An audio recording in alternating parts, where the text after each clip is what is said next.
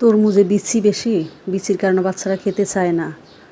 আবার অনেক সময় দেখা যায় তরমুজ মিষ্টি হয় না, তাহলে কি তরমুজ ফেলে দেব? না, কখনোই না। তরমুজকে এভাবে তৈরি করে দিতে পারেন বাচ্চাদের, তাহলে বাচ্চারা খুব পছন্দ করবে। তো আমি এখানে ছোটো সাইজের একটা তরমুজ দিয়েছি, তরমুজটা মিষ্টি কম ছিল এবং বিচি, যার কারণে আমার বাচ্চারা খেতে চায় না, তাই আমি এভাবে দিয়েছি এবং সাথে সাথে তরমুজ শেষ। প্রথমে আমি তরমুজের এভাবে ভিতরের অংশগুলোকে চামচের সাহায্যে বের করে নেব এবং একটা ছাঁকনিতে ছেঁকে নেব।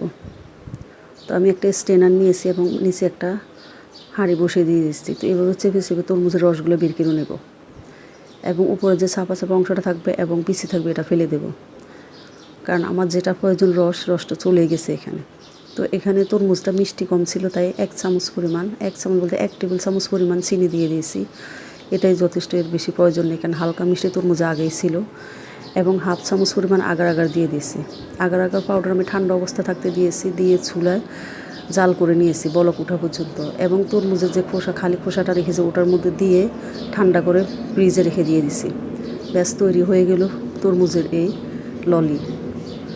খুবই মজা এবং বাচ্চারাও সাথে সাথে খেয়ে ফেলবে, কারণ এভাবে না দিলে বাচ্চারা দেখা যায় বিচির কারণে তরমুজ খেতেই চায় না। তো কেমন হয়েছে ভিডিওটা অবশ্যই কমেন্ট করে জানাবেন। তরমুজের এই রেসিপিটা যদি ভালো লেগে থাকে পেজটি ফলো করতে ভুলবেন না।